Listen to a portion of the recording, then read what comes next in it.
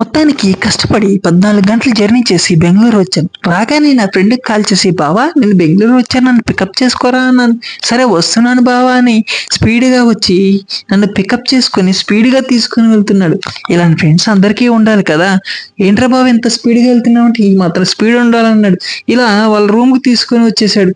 "ఏంట్రా వీడియో తీస్తున్నావు" అని అడిగితే, "అవును బావ నిన్ను వీడియో తీస్తున్నాను. నిన్ను అందరికి చూపియాలి కదా!" అంటే, "వద్దులే పదరా బాబు" అని చెప్పి వాళ్ళ రూమ్‌కి తీసుకొని వెళ్ళిపోయాడు.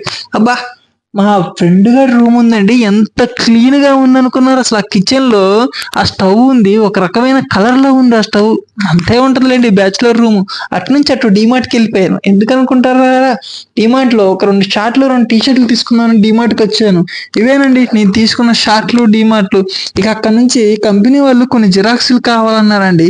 ఆ జిరాక్స్‌ల కోసం జిరాక్స్ షాప్‌కెళ్ళి ఆ జిరాక్స్‌లు తీసుకున్నాను. ఈ తీసుకున్న లోపు మా బావగాడు ఆటో బుక్ చేశాడు. ఆటో ఎక్కడికనుకుంటున్నారా? హోటల్‌కండి. హోటల్‌కెందుకనుకుంటున్నారా? కంపెనీ వాళ్ళు ఒక 10 డేస్ అకామిడేషను ప్రొవైడ్ చేశారండి. ఓకే అండి. నేను మా బావకి సెండ్ ఆఫ్ చెప్పేసి హోటల్‌కి స్టార్ట్ అయిపోయాను. ఓకే. నా వీడియో నచ్చినట్లయితే ఫాలో చేసి లైక్ చేయండి. మొత్తానికి